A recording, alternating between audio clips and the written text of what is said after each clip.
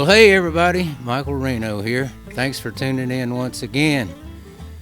Well, today's hat, you probably figured out I like hats by now. Today's hat is a Resistol. Resistol makes a good hat. I've had this hat a long time. I found this hat in the road. Now, how that came about was before Joan and I were married, over 26 years ago. She and I were riding around, and we'd been to Mooresville, North Carolina, up north of Charlotte. I don't remember what we were doing up there, probably looking at antiques or something. And we were headed back toward the interstate, and there's a Western wear store there on the right, just before you get up to where the interstate ramps and all are. And I told her, I said, I want to stop in this Western wear store and look at their hats, see if they got anything I like. So we did. We walked in and we looked at hats, and they had Resistols and Stetsons and some of the more affordable hat brands. And I looked at the good stuff and didn't see anything that fit me that I liked. And we thanked the man that ran the store and got back in the car and started back up toward the interstate. I was driving, and just out of the corner of my eye, I was watching traffic, but then I saw it looked like something laying right on the center line of that two-lane road. Well, I just whipped over in a little parking lot, and I told Joan, I said, I'll be doggone if that didn't look like a hat laying in the road. I'm going to go back and check. Well, traffic wasn't too heavy, and I turned around and went back down, and sure enough, laying right in the middle of the road was this hat laying just like that right there. And I pulled over on the side of the road and went over and snatched that hat up, set it down, and looked inside, and I'd be doggone if it wasn't my size. And I liked it. It was still in the plastic bag that it came in and had still had the tags on it. And Joan said, boy, you found you a nice hat there. It fits you, too. And I said, yeah, but it's not my hat, and I'll tell you whose hat it is. She says, whose hat is it? I said, some old boy has stopped in that Western wear store down there, paid good money for this hat, because these hats ain't cheap. He paid good money for that hat, and he's laid it on the top of his truck while he was fiddling for his keys or something, forgot and got in his truck and drove off, and less than a quarter mile later, it blew off, and it's landing down here, laying in the middle of this road. I said, I can't keep this hat. She said, you're right. So we drove back down to the Western wear store. And I got this hat in a plastic bag, and I went walking in there, and the old boy that run the store was standing behind the counter, and he said, hey, you're back. And he said, you found you a hat, didn't you? Where'd you get that? I said, you probably recognize it when I show it to you. I said, some old boy's been in here and bought him a new Western hat and put it on the top of his vehicle and drove off, and it's blown off, and it's laying right up there in the middle of the road. So I brought it back in case he calls and says, did I leave my hat at the store? You can give it back to him. And he said, let me see that hat. And I handed it to him. He said, I've never seen this hat before in my life. I said, what do you mean you hadn't seen this hat in your... What? He said, no. I said, is there another Western wear store in Mooresville? He said, no, I'm the only one.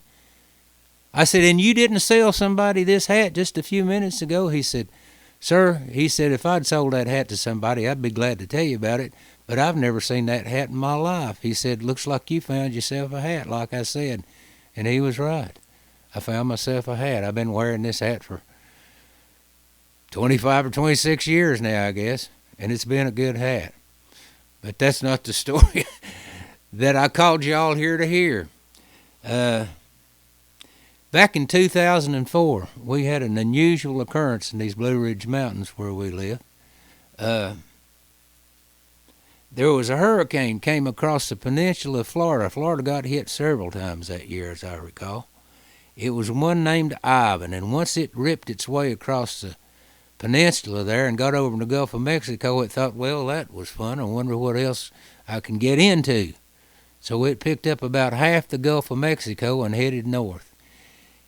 Carried it across down south there and got to our mountains and just stopped, and it poured rain. I swear to goodness, it seemed like a week.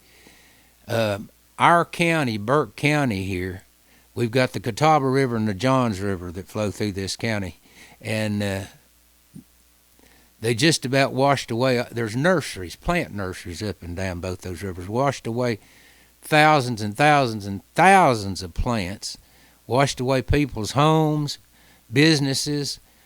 Our county, our little old county here, got $8.5 million in federal relief just to build back what it washed away. It was hard times for us, but, you know, we're going through hard times right now. And the thing that got us through that is the same thing that'll get us through this, pulling together. So I wrote this song about that storm, but we'll use it for what's going on now.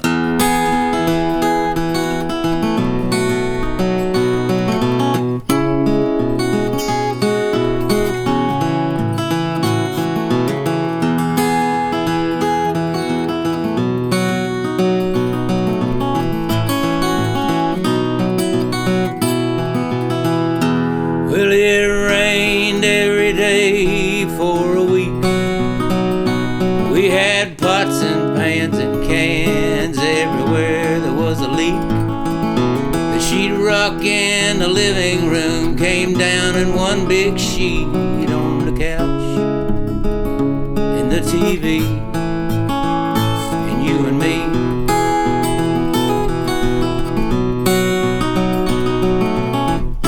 Tell you what we need to do. Remember that above the clouds the sky is always blue. And if I was a betting man, I'd tell you what I'd do. I'd bet it all on me and you.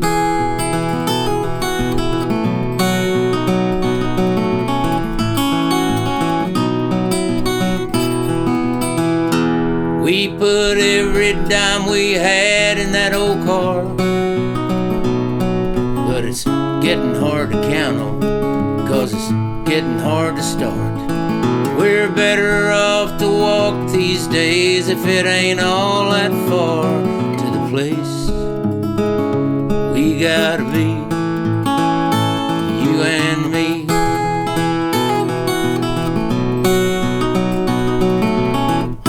Tell you what we need to do. Remember that above the clouds the sky is always blue. And if I was a betting man, I'd tell you what I'd do. I'd bet it all on me and you.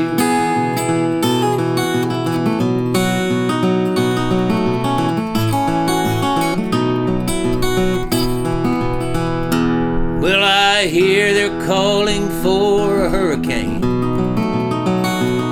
and I don't think this old house can stand another drop of rain. Forget evacuation, that old car won't stand the strain, but we'll make do. We'll make it through, me and you.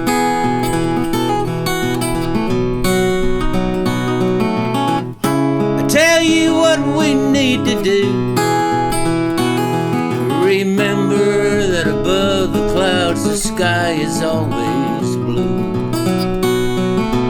If I was a betting man, I'd tell you what I'd do. I'd bet it all on me and you.